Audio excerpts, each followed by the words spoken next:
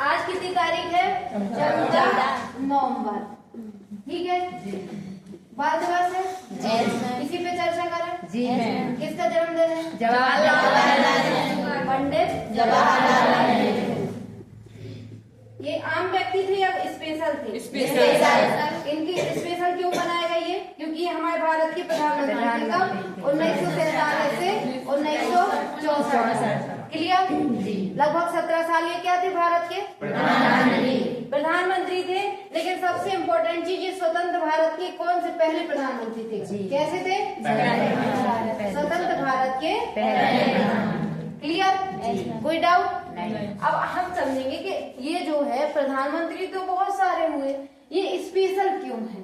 तो सबसे पहले तो स्पेशल क्यों है? क्योंकि ये स्वतंत्र भारत के पहले प्रधानमंत्री। कब से कब तक? 1947 तक। अब इन्हें हम याद करते हैं आज बाल दिवस के रूप में, क्योंकि इनकी इच्छा क्या थी कि हमारे जन्मदिन काय के रूप में मनाया जाए? बाल दिवस के रूप में। तो ऐसे में हमारा दायित्व क्या बनता है कि आज हम इनके काम जाने कि इन्हें हमारे देश में क्या योगदान दिया।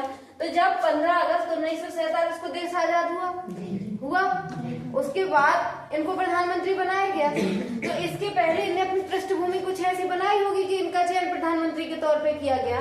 तो पहला विश्व युद्ध कब से कब हुआ? 1914 से। क्लियर? दूसरा विश्व युद्ध कब हुआ? 1947। इधर तक डाउट किसी को? पहला विश्व युद्ध, दूसरा, तो जब ये दूसरा विश्व युद्ध हुआ तो क्या बनाई गई बॉडी? संयुक्त राष्ट्र संघ। इधर तक क्लियर है सबको? संयुक्त राष्ट्र संघ। अब हमारे सामने दो विचारधाराएं थी, पूंजीवादी और समाजवादी। कौन कौन सी? पूंजीवादी और समाजवादी। एक थी साम्यवादी। साम्यवादी और समाजवादी में ज्यादा डिफरेंस नहीं है, लेकिन साम्यवादी कम्युनिस्ट विचारधारा होती। इसमें सब कुछ स्टेट कंट्रोल करता, सारी पावर किसके हाथ में होती? स्टेट इन द सेंस कि जैसे मान लो भारत क्या है? एक देश है, लेकिन इस राज्य भी उसी को बोलते स्थायी तौर पर। तो सारी पावर किसके पास होती? स्टेट के तात्पर्य जो उसका क्या होगा? प्रमुख होगा। जैसे चीन का राष्ट्रपति कौन है? सी जिनपिंग। अब उन्होंने शायद 2026 या आजीवन जब तक वो है तब तक ये संविधान में लिखवा दिया है कि राष्ट्रपति वही रहेंगे। क्या रहेंगे? लेकिन भारत कैसा है? लोकतांत्रिक देश है। भारत में क्या हम ऐसा अमेंड करवा सकते कि जब तक प्रधानमंत्री मोदी जी जिंदा रहेंगे तब तक वही प्रधानमंत्री रहेंगे? ऐसा है क्या? नहीं है ना। क्योंकि भारत कैसा है? लोकतांत्रिक देश है, जहाँ जनता के पास पावर है। लेकिन जो साम्यवादी देश होते हैं, यहाँ पे पावर किसके हाथ में होती? स्टेट के हाथ में, राज्य के हाथ में। यहाँ जो चुनाव भी लड़े जाते तो सिर्फ दिखावा के तौर पे लड़े जाते। जो एक ही पार्टी होती है वही हमेशा चुनाव जीतती है। समझ गए? और पूंजीवादी कैसे देश होते हैं? पूंजीवादी में व्यापार को ज्यादा बढ़ावा दिया जाता है। जो मौलिक अधिकार का कॉन्सेप्ट है वो किन देशों में चलता है? पूंजीवादी देशों में। यहाँ पे जब आप व्यक्ति को ज्यादा फ्रीडम दोगे तो वो ज्यादा अच्छा व्यापार करेगा, ज्यादा उद्योग करेगा। तो ये पूंजीवादी देशों में चलता है। इतना क्लियर है? ये वाला जो पूंजीवादी विचारधारा है ये कहाँ चल रही थी? अमेरिका में। और जो साम्यवादी विचारधारा है ये रूस जैसे देशों में चल रही थी। साम्यवादी और समाजवादी ज्यादा डिफरेंस नहीं है, लेकिन समाजवादी एक पॉजिटिव कॉन्सेप्ट आता है और साम्यवादी थोड़ा सा अलग चीज हो जाती। तो जब दो विचारधाराएं चल रही थी, समझ रहे हैं? साम्यवादी, आप लोग कंफ्यूज नहीं हो, और समाजवादी। लेकिन साम्यवादी पे ज्यादा फोकस करना। जब ये दो हमारा जो दूसरा विश्व युद्ध हुआ कब से कब हुआ? 1947। दूसरा विश्व युद्ध हुआ तो युद्ध के जो परिणाम हुए, दो महाशक्तियां निकली। जो युद्ध हुआ उसके बाद दो महाशक्तियां निकल के हैं। कौन? अमेरिका और रूस। रूस को उस समय हम यूएसएसआर बोलते थे। क्या बोलते थे? यूएसएसआर। क्या बोलते थे? अब इसको रूस ही बोलते थे। ये कई देशों का क्या था? ग्रुप था, जो कि आज टूट गया है। तो आज हम रूस के नाम से जानने लगे। समझ में आ रहा है आप लोग को? एकदम रिलैक्स होके समझे। दूसरा विश्व युद्ध कब हुआ? 1947। जब ये विश्व युद्ध खत्म हो गया तो विश्व दो गुटों में विभाजित हो गया। विश्व काल में विभाजित हो गया, दो गुट बन गए। कुछ देश इसमें आ गए, कुछ देश इसमें आ गए। अब भारत 15 अगस्त 1947 को आजाद हुआ। अब भारत के सामने क्या चुनौती थी कि भारत को भी इनमें से किसी एक देश, एक गुट का चयन करना था। क्या करना था? या तो इसके में आ जाओ पूंजीवादी में या साम्यवादी में। समझ रहे हैं? अब भारत के पास और जो विश्व के सारे देश थे, सिर्फ भारत नहीं, वो क्या हो गए थे? शामिल हो गए थे। कोई किसमें शामिल हो गया था? यूएसए में, और कोई रूस में। क्लियर हुआ? अब जब ये चीज हुई, इसके बाद भारत में जवाहरलाल नेहरू जी प्रधानमंत्री थे। तो इनने कहा कि हमने अपने उद्देश्य में क्या लिखा? हम भारत के लोग भारत को कैसा बनाना चाहते हैं? संपूर्ण प्रभुत्व संपन्न। संपूर्ण प्रभुत्व संपन्न से तात्पर्य है कि जो भी हम अपने राष्ट्रीय हित के डिसीजन लेंगे वो किसी के प्रेशर में नहीं लेंगे, किसी के प्रेशर में नहीं लेंगे। हम वो डिसीजन लेंगे जो हमारे देश के भले में हो। फिर वो अगर हमारा अमेरिका से फायदा हो रहा तो हम अमेरिका से दोस्ती करेंगे, रूस से हो रहा तो रूस से करेंगे। समझ गए?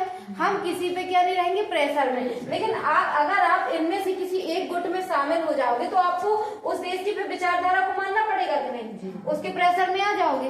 तो जवाहरलाल नेहरू जी उस समय पे लेके आए क्या? Non alignment movement. इसको बोलते हैं गुट निरपेक्षता। क्या बोलते हैं? गुट निरपेक्षता। गुट निरपेक्षता से तात्पर्य है कि ना हम इसमें शामिल रहेंगे ना हम इसमें शामिल रहेंगे। हम स्वतंत्र रहेंगे और जब आवश्यकता पड़ेगी तो हम इनको क्या करेंगे? हम वो डिसीजन लेंगे जो हमारे राष्ट्रीय को सर्वोपरि हो, जो कुछ बेसिक मूल्य हो उनके अनुरूप हो। तो ये चीज आप लोग अभी समझना। 15 अगस्त 1947 को हम अंग्रेजों से गुलामी से आजाद हुए। हमारे पास कोई पावर थी क्या? ठीक है, हम तो खुद गरीब थे, हमारे सामने खुद अशिक्षा, स्वास्थ्य जैसी समस्याएं थी, ना हमारे पास कुछ संसाधन थे। लेकिन उस समय पे नेहरू जी ने क्या डिसीजन लिया कि ना हम इसमें शामिल होंगे ना हम इसमें शामिल होंगे। क्या रहेंगे? तो क्या ये बहुत बड़ी बात नहीं थी? और ये इन महाशक्तियों से क्या ले लिया उन्होंने? चुनौतियां ले ली। उस समय का भारत कैसा था?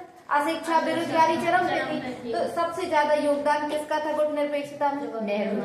गुट निरपेक्षता समझ गए आप? गुट निरपेक्ष मतलब आप किसी भी गुट में शामिल नहीं होंगे। भारत क्या रहेगा? स्वतंत्र रहेगा। जब भारत ने ये विचार दिया तो इससे भारत ने क्या शो किया कि हम विश्व के लीडर बन के निकलेंगे। क्या करेंगे? विश्व को जो भी नेतृत्व करता है वो क्या कभी किसी के प्रति पक्षपाती होता है? अगर हम पूंजीवादी देश में शामिल हो जाएंगे, इस गुट में शामिल हो जाएंगे तो ये जो भी एक्शन लेगा हमको पक्ष लेना पड़ेगा। अगर हम इसमें शामिल हो जाएंगे तो हमको इसका पक्ष लेना पड़ेगा। क्या हम फिर स्वतंत्र होकर निर्णय ले सकते हैं कि ये सही किया है या ये नहीं किया? जैसे आज विश्व में पाकिस्तान आतंकवाद फैला रहा है। विश्व के दूसरे देशों में जब बम वगैरह विस्फोट होते हैं तो भारत का स्टेटमेंट क्या रहता है कि मानवता के साथ उल्लंघन गलत हुआ। आप सही हो गलत हो वो एक अलग मैटर है, लेकिन मानवता, आतंकवाद, ये सब चीजें, आतंकवाद के जस्टिफाई किया जा सकता है किसी भी देश द्वारा हो। तो आज भारत क्या कहता है कि हम वो मुद्दे में उठाएंगे जो कैसे हो? न्यायपूर्ण है। तो भारत को विश्व में नेतृत्व के रूप में किसने खड़ा किया? किसने? जवाहरलाल नेहरू ने। और क्या लाए थे? ये गुट निरपेक्षता। समझ गए? पहला कॉन्सेप्ट हुआ। दूसरी चीज क्या है कि जब नेहरू जी 1934 के पहले, इनका जन्म हुआ था 14 नवंबर 1889 को। 14 नवंबर 1889 को जब इनका जन्म हुआ तो इसके बाद 1934 तक ये इन्हें अच्छे से पढ़ाई की, क्योंकि इनके पिताजी कौन थे? मोतीलाल नेहरू। वो भी एक शिक्षित व्यक्ति थे, तो इनको सारे विश्व के अच्छे देशों से पढ़ाई करवाई गई। तो जब ये पढ़ के आए तो ये दो विचारधाराओं में कंफ्यूज थे। कौन कौन सी? पूंजीवादी और समाजवादी। जब ये पूंजीवादी और समाजवादी विचारधारा में कंफ्यूज थे कि कौन सी ज्यादा अच्छी होती है, तो 1934 में ये यूरोप के देश में, कहाँ गए? यूरोप के देश जब घूमने गए तो वहां पे समाजवादी विचारधारा ज्यादा अच्छी चलती। यूरोप के देशों में क्या होता है, लोग खुश रहने पे ज्यादा बिलीव करते हैं, वहां पे असमानताएं कम है, तो वहां नेहरू जी किसकी ओर आकर्षित हुए? समाजवादी। लेकिन जब 15 अगस्त 1947 को देश आजाद हो गया तो नेहरू जी एक बात समझ गए थे कि अगर हम सिर्फ समाजवादी पे फोकस कर रहे तो हमारे देश में क्या नहीं हो पाएगा? विकास नहीं हो पाएगा, भारत क्या नहीं बन पाएगा? विकसित भारत नहीं बन पाएगा। तो फिर उन्होंने बराबर काय को महत्व दिया? पूंजीवाद को महत्व दिया। और वो भारत कैसा था हमारा? कैसा था ना हर चीज हमें तो उनने क्या कहा कि हमें समाजवादी तो अपनाना है, लेकिन साथ साथ काय को महत्व देना। अब समझना, जब 15 अगस्त 1947 को देश आजाद हुआ और इसी समय पे हमारा क्या बढ़ गया, पाकिस्तान अलग हो गया। तो मोहम्मद अली जिन्ना, जैसे हमारे लीडर कौन थे, नेहरू जी थे, ऐसे ही मुसलमानों के लीडर कौन थे, मोहम्मद अली जिन्ना। तो पाकिस्तान की जो निर्माण करवाया वो किसने करवाया, मोहम्मद अली जिन्ना। तो मोहम्मद अली जिन्ना क्या बोले कि सारे मुसलमान कहाँ आ जाओ, पाकिस्तान में आ जाओ, क्योंकि जो पाकिस्तान है वो किसका देश है, मुसलमानों का। हम आपकी क्या करेंगे, रक्षा करेंगे, और आप लोग भारत में क्या नहीं रह पाओगे, सुरक्षित नहीं रह पाओगे। ये चीज कहना और उस समय महसूस होना। जब 15 अगस्त 1947 को हम आजाद हुए तो कोई भी, गांधी जी उस दिन रो रहे थे, क्योंकि कोई भी देश से खुश नहीं था, क्योंकि हमने आजादी किससे मांगी थी, अंग्रेजों से, और वो हमें आजादी कब मिली, हमारा ही बंटवारा हो गया। तो फिर वो क्या हमें खुशी देगी, नहीं। तो जब बंटवारा हो गया तो पता नहीं था लोगों को कि हम पाकिस्तान में है कि हम भारत में। तो ऐसे में बात क्या, जिन्ना ने क्या बोला कि सारे मुसलमान कहाँ आ जाओ और सारे हिंदू कहाँ चले जाओ, तब जवाहरलाल नेहरू जी ने क्या कहा कि यहाँ जो कोई रहेगा, हम कैसे हैं, पंथ निरपेक्ष। इसी को क्या बोलते, धर्म निरपेक्ष। क्या बोलते हैं, मतलब भारत कैसा राष्ट्र होगा, भारत आज भी किसी धर्म के आधार पे नहीं बना है। समझना आप इस चीज को, जैसे पाकिस्तान बना है तो कैसा देश है, मुस्लिम। लेकिन क्या भारत में कोई एक धर्म है सर्वसर्वा, ये बात है कि हिंदुओं की संख्या ज्यादा है, लेकिन इसका मतलब ये नहीं है कि मुसलमान नहीं है, जैन नहीं है, ईसाई नहीं है, बौद्ध नहीं है, सिख नहीं है, या फिर हमारे यहाँ कोई भी पॉलिसी बनाई जाती हो तो किसी विशेष धर्म को प्रायोरिटी दी जाती है। स्टेट मदद करेगा आपकी, स्टेट इन द सेंस राज्य आपके धर्म की मदद करेगा, लेकिन कब करेगा, जब आपकी जरूरत पड़ेगी। आज कैलाश मानसरोवर जो यात्रा होती है तो वहाँ आपकी राज्य मदद करता है, लोग हज जाते वहाँ भी मदद करता है जहाँ आवश्यकता पड़ेगी, लेकिन राज्य धर्म को क्या नहीं करेगा। हमारे जो भारत का निर्माण हुआ वो किसी धर्म के आधार पे नहीं हुआ है, जबकि पाकिस्तान किस धर्म के आधार पे बना है। तो गांधी जी ने उस समय लोगों को ये विश्वास दिलाया कि भारत में क्या रहेगा, भारत एक सेकुलर कंट्री रहेगा। इसी को बोलते हैं धर्मनिरपेक्ष। धर्मनिरपेक्ष मतलब आप किसी भी धर्म के प्रति पक्षपाती नहीं रहोगे। ये चीज आसान थी उस समय, नहीं ठीक है। जब ये चीज कही और पाकिस्तान काय को बढ़ावा दे रहा था, सांप्रदायिकता को। काय को सांप्रदायिकता। आप लोग इन शब्दों को समझा करो, जब इनके अर्थ समझोगे तो चीजें धर्मनिरपेक्ष समझ गए जी। किसी भी धर्म के प्रति क्या ना होना, पक्षपाती ना होना। और ये सांप्रदायिकता क्या होती है, सांप्रदायिकता से मतलब होती है किसी एक धर्म के द्वारा किसी दूसरे धर्म को क्या करना, प्रायोरिटी देना। जैसे आप हिंदू धर्म है, मुस्लिम है, कोई जैन है, आप बिल्कुल स्वतंत्र हो, आप उसको मानो, लेकिन क्या आप अगले पर प्रेशर डाल सकते हो कि आप इसको मानो, नहीं, वो स्वतंत्र है ना जी। और जब आप एक धर्म के ऊपर दूसरे धर्म को प्रायोरिटी देने लगते हो तो उसको क्या कहा जाता है, संप्रदाय। समझ रहे हो ना, धर्म क्या है, हमारे जीवन जीने का एक तरीका है जी। वो किसी का कुछ भी हो सकता, लेकिन जब हम अपने धर्म को सर्वश्रेष्ठ मानने लगे और दूसरे धर्म को उससे तुलना करने लगे तो काय का जन्म होता, और जब सांप्रदायिकता क्या हो जाती, बड़े रूप में हो जाती, तो ये काय का रूप ले लेती, दंगों का। समझ रहे हो आप लोग। तो सांप्रदायिकता अच्छी है कि बुरी, बुरी है ना। इसीलिए तो आज जैसे आप लोग कॉलेज में आते हो, यहाँ यूनिफॉर्म क्यों डिसाइड की गई है, ताकि जो आपका धर्म है वो आप कहाँ रख के आओ, घर में।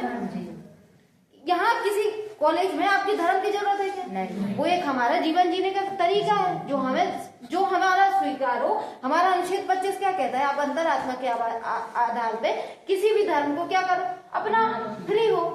लेकिन जब आप उसको दूसरे पे थोपने लगो तो गलत है। तो यही चीज सांप्रदायिकता को किसने काय में बदल दिया उन्हें।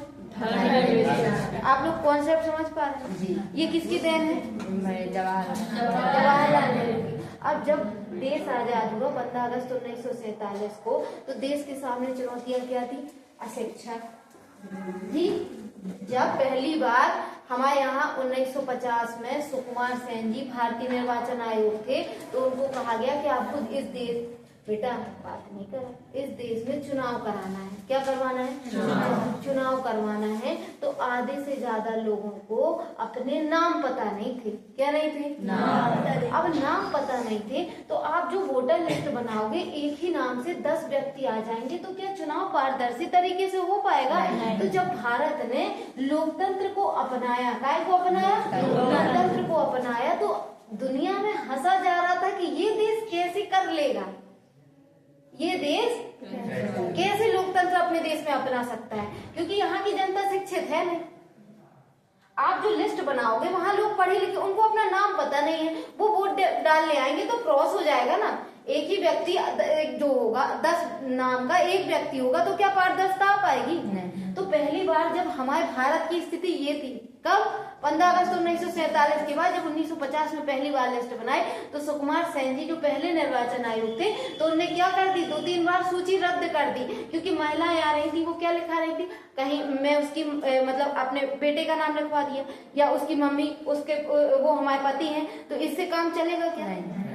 चलेगा क्या? इससे हमारे यहाँ पारदर्शिता आ पाएगी? तो जब ये दूसरी जब जाके 1951 में चुनाव हुए थे, ये भारत था उस समय का।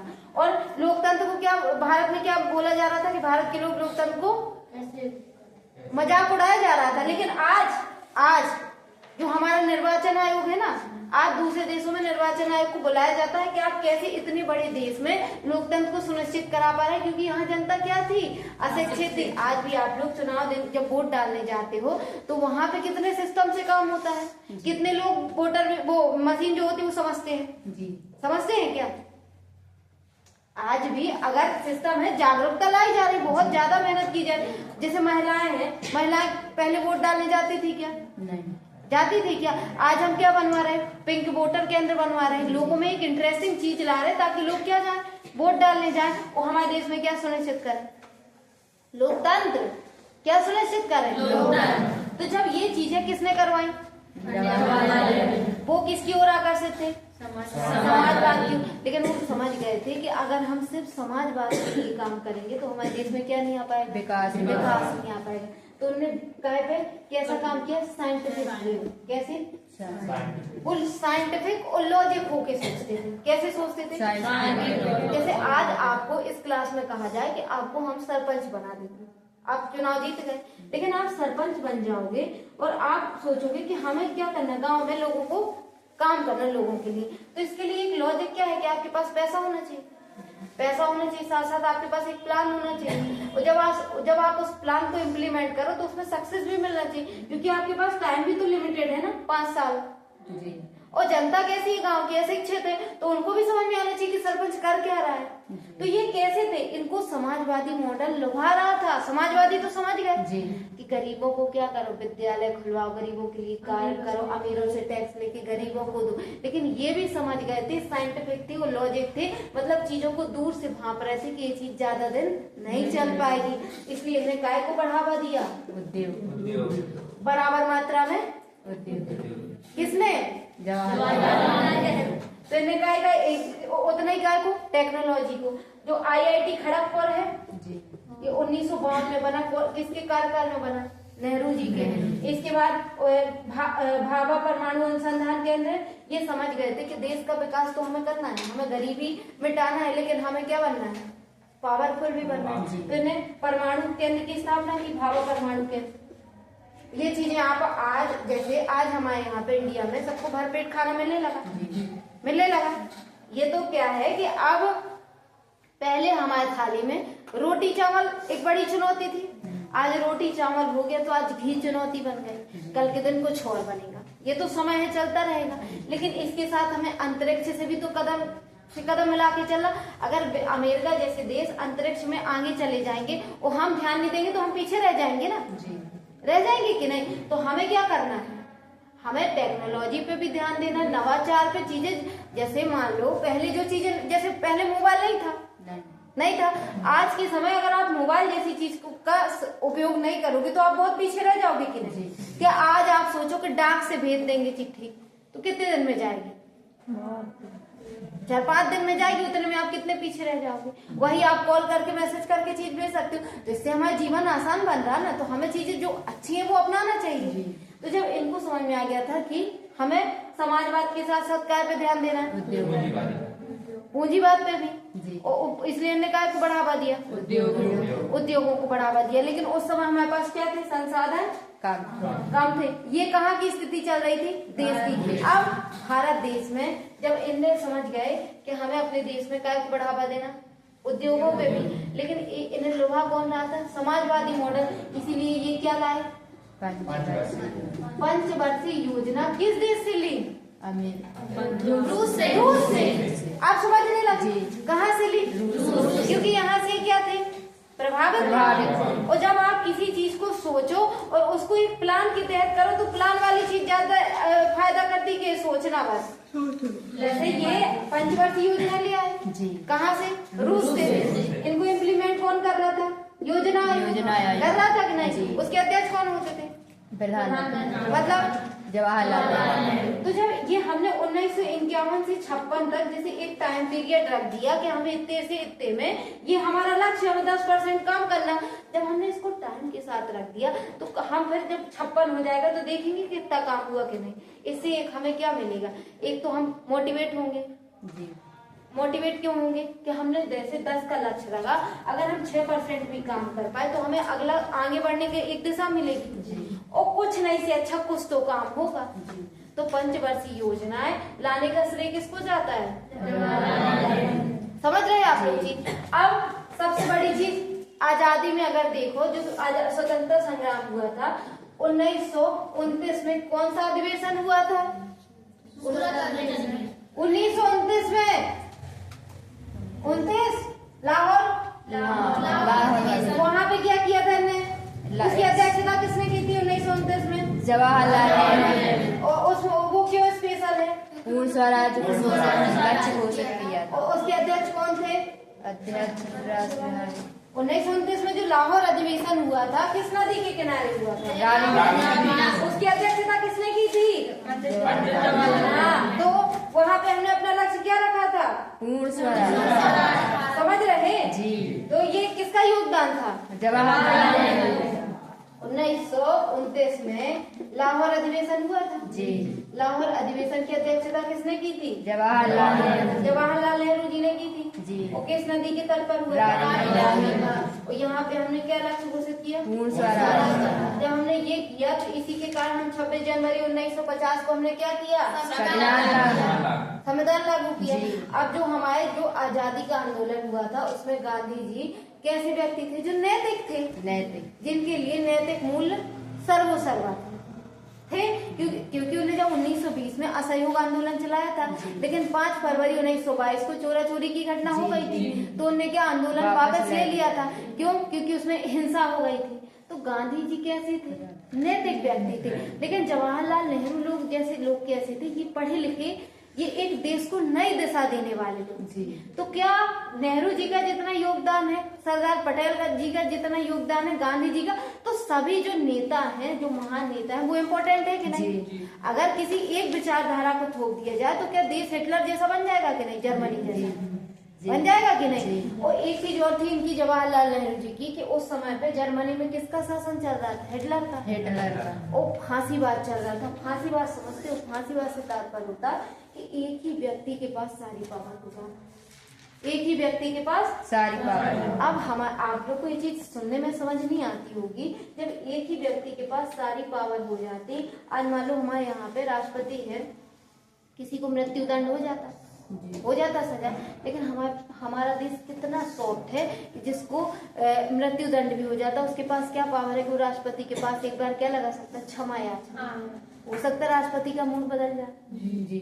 समझ रहे हो। और अगर मान लो हमारे यहाँ पे क्या हो कि आज आपने कोई गलत चीज की और उसकी तुरंत सजा हो जाए, तो उसकी तुरंत सजा हो जाए, कानून ना हो, संविधान ना हो, तो फिर क्या होगा, 99 दोषी बच जाएंगे और जो एक निर्दोष है उसको क्या मिल जाएगी, सजा मिल जाएगी। होता है कि नहीं। तो फांसी बात जो है, जहाँ एक ही व्यक्ति के हाथ में पूरी पावर आ जाती, कंट्रोल हो जाता। आज हमारे यहाँ क्या है, लोकतंत्र है, आप लोग उसको महसूस नहीं कर रहे। इन्होंने कहा जब विश्व के देश हंसे क्या फिर इन लोगों के लिए लोकतंत्र ला रहे? तो नेहरू जी ने कहा कि अगर ये लोग लोकतंत्र तक नहीं आ रहे तो हम इनके घर तक लोकतंत्र को पहुंचाएंगे। और लोकतंत्र का मतलब क्या होता? जनता के द्वारा जनता के लिए जनता के पास पावर होना, जनता के पास पावर। लोकतंत्र आज हम सब बहुत भाग्यशाली हैं कि हम किस देश में हैं? भारत। आज आप चाहे जो बोल सकते हो कि नहीं, बस आपको कौन सी चीज नहीं बोलना जो हमारे संविधान के खिलाफ। उसके अलावा आप कुछ भी बोलो जी। ये हमारी क्या है? लोकतंत्र है जी। इस चीज को हम महसूस नहीं कर पा रहे, लेकिन कई देशों में आज ये सब भी क्या है? नहीं है ये सब चीजें। आप चीन में चले जाओ, ये नहीं है। चीन में मीडिया भी कंट्रोल होती है, वहां पे वो चीजें आती हैं जो किसको अच्छी लगे? शी जिनपिंग को। और हम कितने स्वतंत्र हैं जी। बस हमें ऐसा नहीं बोलना जो हमारे संविधान के खिलाफ जी। किसके खिलाफ हो? संविधान के खिलाफ। बाकी आपके पास सारे पावर है, समझ गए? तो जब जवाहरलाल नेहरू जी ने पूर्ण स्वराज में 1929 में लाहौर में रावी नदी में क्या की? इसकी अध्यक्षता की। इसके बाद 1934 में किसकी ओर आकर्षित हो गए? समाजवादी मॉडल। और जब ये विश्व में हिटलर जैसे देश में, जर्मनी जैसे देशों में हिटलर का राज चल रहा था, तो ये वहां गए और इन्हें अपनी निष्पक्ष होके फांसीवाद जैसी विचारधारा की आलोचना की। तो ये अपने आप में बड़ी बात है या छोटी? तो इनको जो विश्व में है, इनको बहुत सम्मान के तौर पे देखा जाता था। किसको?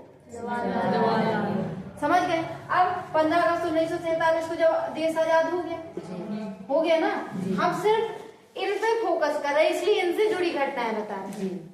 अब 1950 में क्या हुआ कि हमारे देश में, हम आप लोग को बताए थे कि जब लॉर्ड कार्नवालिस स्थायी बंदोबस्त लाया था, तो जमींदारों के पास ज्यादा जमीन हो गई थी।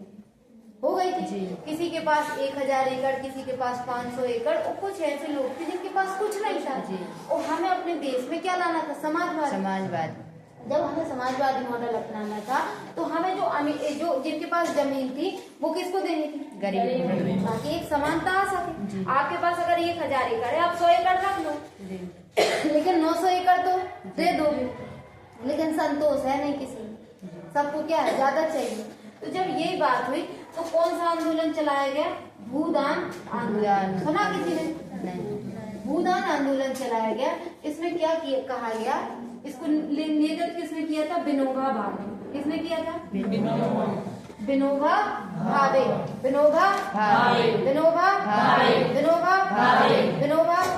कौन सा आंदोलन? भूदान। तो जब इनने क्या किया कि इनने पहले जी आए, ये पहले सत्याग्रही थे, इनने कहा कि जिनके पास जमीन ज्यादा है वो क्या कर दो? दान कर दो। नाम ही है भू, मतलब जमीन और दान, क्या कर दो? दान। समझ रहे? जिनके पास ज्यादा है वो क्या कर दो? दान कर दो। तो पहले कौन थे? और दूसरे सत्याग्रही थे जवाहरलाल नेहरू। दूसरे कौन थे? जवाहरलाल नेहरू। कौन थे? जवाहरलाल नेहरू। इधर तक क्लियर हुआ जी? किसी को डाउट? अब क्या हुआ कि जब ये हमारा चल रहा था, क्या चल रहा था? देश की आंतरिक स्थिति चल रही थी।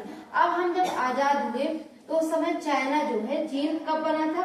हम बने थे 15 अगस्त 1947 को, और चीन बना था 1949 को। समझना आप लोग जी, कभी कभी अपने थोड़ी दिमाग पे प्रेशर दिया करो कि 15 अगस्त 1947 को क्या बना? भारत।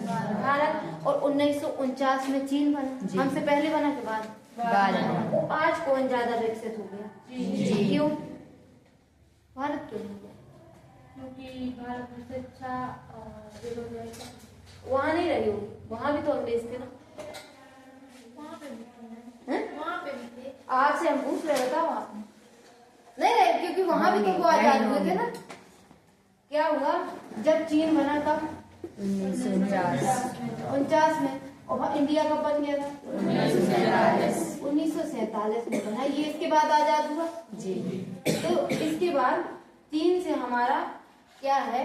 किसने? अटल बिहारी वाजपेयी जी ने कहा है, आप लोग इसको बिल्कुल दिमाग में रख लो। अटल बिहारी वाजपेयी जी ने एक लाइन कही है कि जो भी हमारे पड़ोसी देश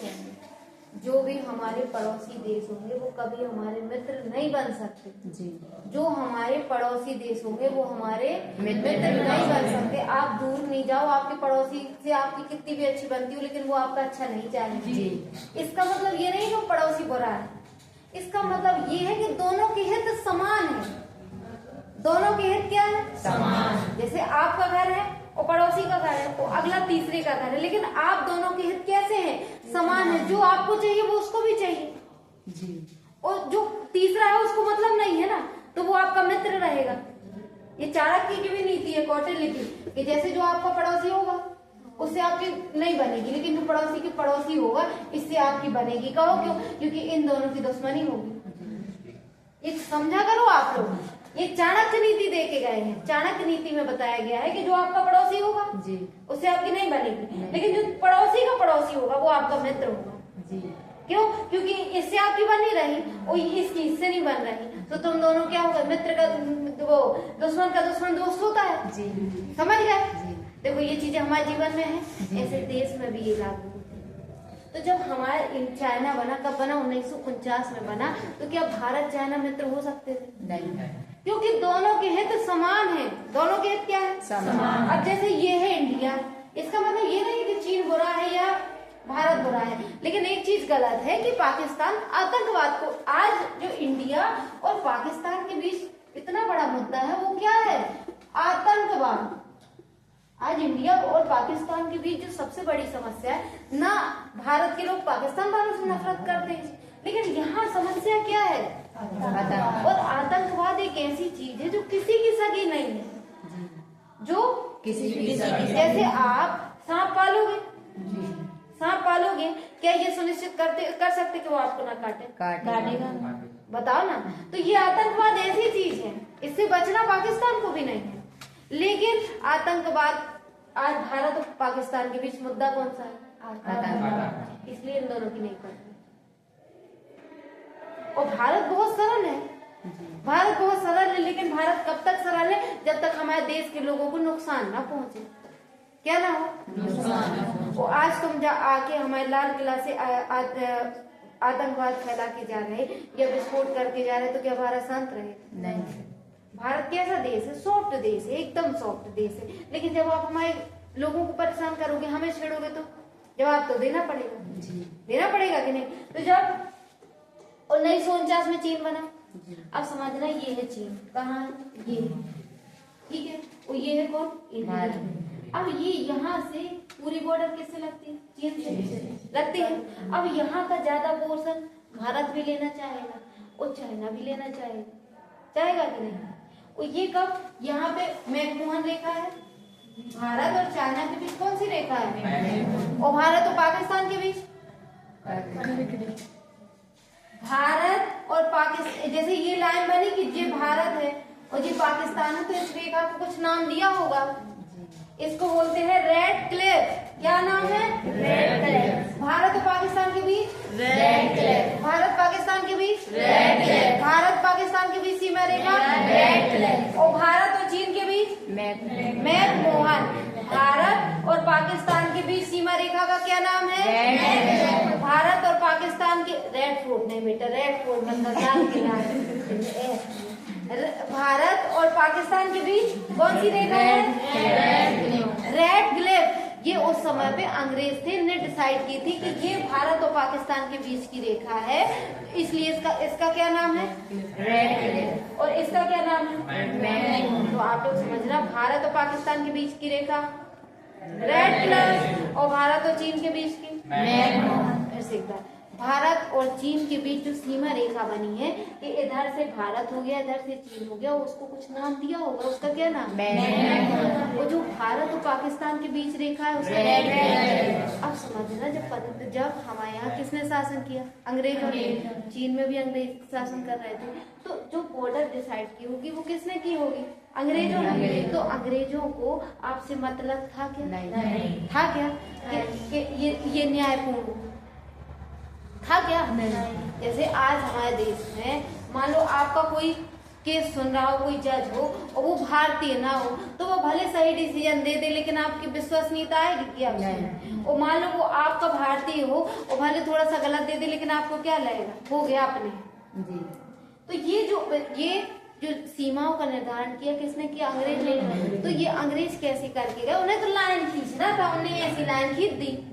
समझ रहे? तो ये भारत पाकिस्तान के बीच रेखा रेड और भारत और चीन के बीच मैन। तो यही रेखाओं को लेके भारत आज भी क्या चलते रहते, विवाद चलते रहते। भारत क्या कहता है, चीन क्या कहता है कि ये हमारा क्षेत्र है, क्या कहता है हमारा क्षेत्र, और भारत क्या कहता है ये हमारा क्षेत्र, और पाकिस्तान क्या कहता है हमारा क्षेत्र। तो क्षेत्र तक कहना ठीक है, लेकिन पाकिस्तान काय को बढ़ावा दे रहा, आतंकवाद, इसलिए पाकिस्तान ज्यादा हाईलाइट है। समझ रहे हो आप, जी। वहाँ 400 रुपए किलो आटा है, लेकिन वही है कि हमें काय को बढ़ावा देना, आतंकवाद। आतंकवाद।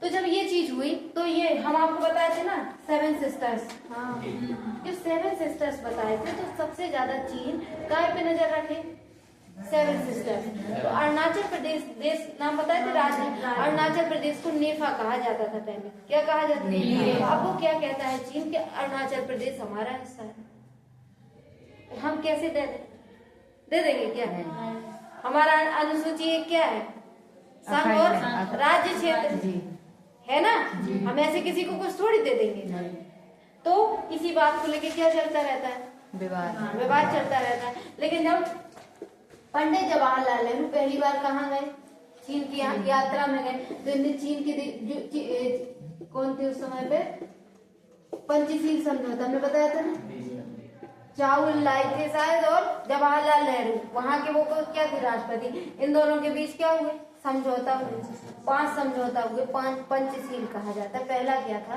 कि एक दूसरे की संप्रभुता का क्या करेंगे, सम्मान करेंगे। संप्रभुता से तात्पर्य क्या होता, आप लोग समझो, शब्द समझने लगो। जैसे सांप्रदायिकता समझ गए, क्या होती सांप्रदायिकता, एक धर्म द्वारा किसी दूसरे धर्म को ज्यादा प्रायोरिटी देना, समझ गए। धर्मनिरपेक्ष क्या होता, किसी भी धर्मों के प्रति बिना पक्षपात हुए कार्य करना, समझ गए। अब हम क्या बता रहे थे, पंचशील समझौता। तो पहला क्या था कि एक दूसरे की संप्रभुता का सम्मान करेंगे, क्या करेंगे अब जैसे ये भारत है, भारत में मान लो जब छत्तीसगढ़ नहीं बना था, राज्य नहीं बना था, और छत्तीसगढ़ कहता हमें अलग राज्य बना दे, क्या कहता तो भैया इसके लिए कौन बैठा है, संसद बैठा है। और चीन क्या कह देता, कह रहे तुम छत्तीसगढ़ राज्य बना दो, वहाँ के लोग क्या हो रहे हैं, परेशान हो रहे हैं। तो चीन को किसने अधिकार दिया कि हमारे देश के आंतरिक मामलों में इंटरफेयर करो। ऐसे चीन में कुछ हो रहा तो हम कैसे आंतरिक मामलों में इंटरफेयर कर दें, समझ रहे हो आप लोग। ये चीज देखो, जब तक देश के अंदर की है ठीक है, लेकिन आप बाहर जाके वो चीज कह रहे हैं तो फिर चीजें बदल जाती क्या है। तो जब यही पहली लाइन क्या थी कि एक दूसरे की संप्रभुता का क्या करेंगे, सम्मान करेंगे। दूसरा क्या था, एक दूसरे के आंतरिक मामलों में इंटरफेयर नहीं करेंगे, एक दूसरे के प्रति मित्रवत व्यवहार रखेंगे। ऐसे कितने 5 समझौता हुए।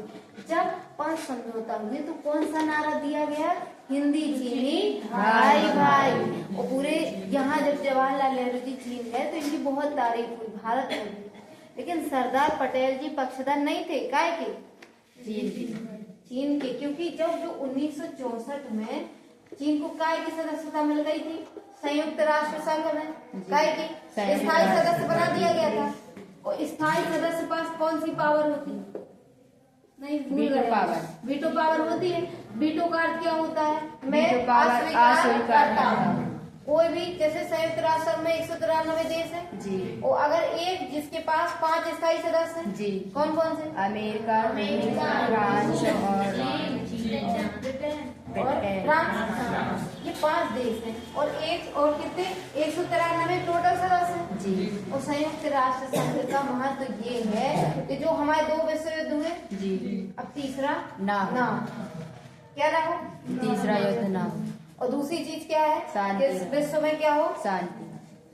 संयुक्त राष्ट्र संघ के जो महासचिव थे उनकी एक बहुत अच्छी लाइन है कि संयुक्त राष्ट्र संघ का निर्माण इसलिए किया गया, हमें विश्व को स्वर्ग नहीं बनाना, हमें विश्व को स्वर्ग नहीं बनाना, और ना बना सकते। कुछ चीजें आदर्श होती हैं और कुछ चीजें प्रैक्टिकल होती। जैसे जिस घर में रोटी ना हो वहां जाके प्रवचन दो तो क्या उसका मन लगेगा सुनने में, लगेगा क्या, नहीं लगेगा ना। तो प्रैक्टिकल स्थिति से हमें क्या रहना है, पर जाके कार्य नहीं करना। तो उन्होंने कहा कि हमें जो संयुक्त राष्ट्र संघ का निर्माण हुआ वो इसलिए नहीं करवाया कि हम विश्व को स्वर्ग बना दें, बल्कि हमने संयुक्त राष्ट्र संघ का निर्माण इसलिए करवाया ताकि हम विश्व को नरक में जाने से बचाएं। काय में जाने से बचाएं, समझ रहे हैं। तो इसीलिए काय की स्थापना हुई थी, संयुक्त राष्ट्र संघ की, इसमें कितने देश हैं? 193 देशों में 5 देशों के पास क्या है? Veto power. और जो जिनके पास वीटो पावर है, अगर 192 देशों ने कोई निर्णय ले लिया, कितने? 192, और एक वीटो पावर वाले ने कह दिया कि हमें ये क्या नहीं है मंजूर, तो वो निर्णय नहीं लिया जाएगा। ये है वीटो पावर जी। आज जो जैसे आतंकवाद फैल रहा जी, आज जो बड़ी बड़ी घटनाएं हो रही, क्यों इनके निर्णय नहीं निकाल पा रहे? क्योंकि जो 5 देश है वो क्या यूज कर रहे थे? Veto power. अब जैसे अपन आतंकवाद का मुद्दा लेके गए संयुक्त राष्ट्र संघ में, तो चाइना किसका दोस्त है? पाकिस्तान का। कारण समझ गए? चाणक्य नीति क्या कहती है? दुश्मन का दुश्मन अगले का दोस्त होता है। भारत का दुश्मन कौन है? पाकिस्तान। और चीन और पाकिस्तान की पटेगी कि नहीं? पड़ती है। तो ऐसे ही जब हम संयुक्त राष्ट्र संघ में आतंकवाद का मुद्दा लेके जाते हैं तो वीटो पावर कौन लगा देता है? चीन। तो जब ये जो इसको क्या मिल रहा था? स्थायी सदस्यता मिल रही थी चीन को, तो भारत सबसे बड़ा सपोर्टर था कि भैया इसको क्या बना दो? स्थायी सदस्य। और ये बना दिया कब? 1964 में। आज हमारे लिए कितनी बड़ी दिक्कत बनी जी। समझ रहे? अगर आज चीन के पास वीटो पावर ना होती तो हम और चीन बराबर होते कि नहीं जी? और भारत के पास, जबकि भारत क्या है? भारत विश्व की क्या है? विश्व की दूसरी सबसे बड़ी जनसंख्या बनने वाला है ना जी।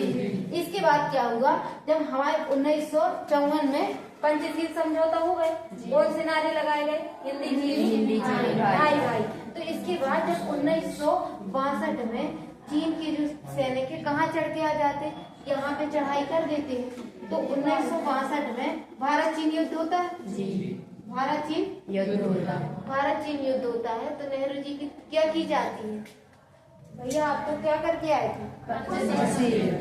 और ये देखो, उस समय हमारे सैनिकों के पास क्या नहीं थे? जूते तक नहीं थे चढ़ने के लिए। और हम एक तरफा युद्ध क्या कर गए थे? हार गए। इसी के बाद क्या हुआ था? नेहरू जी की 1964 में क्या हो गई थी कि नहीं? ऐसे में नेहरू जी ने इन्हें तो सही नीति अपनाई जी। ये कौन से थे? आदर्शवादी। 2 चीजें होती, आदर्शवादी और व्यवहारवादी। अब हम आप लोग को बताए थे कि सरदार पटेल जो थे, सरदार पटेल के बारे में बताए थे। तो जब पहली बार इस बात पर निर्णय लिया जाना था कि स्वतंत्र भारत का प्रधानमंत्री किसको बनाया जाए, तो कौन जीता था? पटेल। लेकिन नेहरू जी को क्यों प्रधानमंत्री बनाया गया था? क्योंकि नेहरू जी को समर्थन कौन दे रहा था? महात्मा गांधी। और महात्मा गांधी जी उस समय क्या थे? सबसे बड़े लीडर। वो जिसको बोलते हैं वो बनना है। तो जो सरदार पटेल थे वो कैसे थे? व्यवहारवादी। वो स्थिति समझ के काम करते थे। और ये कैसे थे? आदर्शवादी। ये क्या सोचते थे कि सब अच्छा हो जाएगा। जैसे चीन की क्षमता को ये समझ रहे थे कौन? सरदार पटेल। ये इसके पक्षधर नहीं थे। लेकिन नेहरू जी को क्या लग रहा था कि आदर्शवाद सब धीरे धीरे हो जाएगा। जहाँ आदर्शवाद मतलब आप वास्तविक स्थिति को ना देख के क्या करते हो? फिर डिसीजन लेते हो। जबकि व्यवहारवादी और यथार्थवादी क्या होते? ये अपनी पावर बढ़ाने पे बिलीव करते कि खुद को क्या बनाओ? शक्तिशाली बनाओ। अपने आप क्या होगा? अपने आप डिसीजन निकल के आएंगे। जब 545 रियासतों का एकीकरण कराया तो क्या सरदार पटेल ने सारी रियासतों के हाथ पैर जोड़े? क्या जहाँ साम दाम दंड भेद, जहाँ आराम से मान गए, आराम से गए। जहाँ पुलिस की जरूरत पड़ी वहाँ पुलिस। तो सरदार पटेल कैसे थे? यथार्थवादी थे जी। समझ गए जी। तो आज पंडित जवाहरलाल नेहरू के बारे में बताया जी। एट लास्ट ये है कि पंडित जवाहरलाल नेहरू ने स्वतंत्रता आंदोलन जो हुआ उसमें सबसे बड़ा योगदान दिया। क्योंकि आज हमारे जो स्वतंत्रता आंदोलन हुआ उसमें पुरानी विचारधाराएं भी थी और नई भी थी। दोनों का क्या था? सामंजस्य। दूसरी चीज है, जब 1947 से 1964 तक ये देश के प्रधानमंत्री रहे तो ये क्या लाए देश में? ये बाहर पड़े थे जी। ये नई चीजें लेके आए। और फिर तो क्या होता है कि हर व्यक्ति के प्लस पॉइंट भी होते हैं, निगेटिव भी होते हैं क्योंकि उस टाइम और परिस्थिति में कार्य करना और आज उनका एनालिसिस करना दोनों में बहुत डिफरेंस होता है। लेकिन एड सार ये है कि उन्होंने बहुत अच्छा काम किया। बस चीन जैसे देशों को स्थायी सदस्यता दिलाई। उस समय भारत के पास क्या नहीं था? भारत भी तो बन सकता था ना, लेकिन भारत के पास क्या था? भारत परमाणु शक्ति कब बना? 1974 में। कब बना? 1974। समझ गए? ठीक है।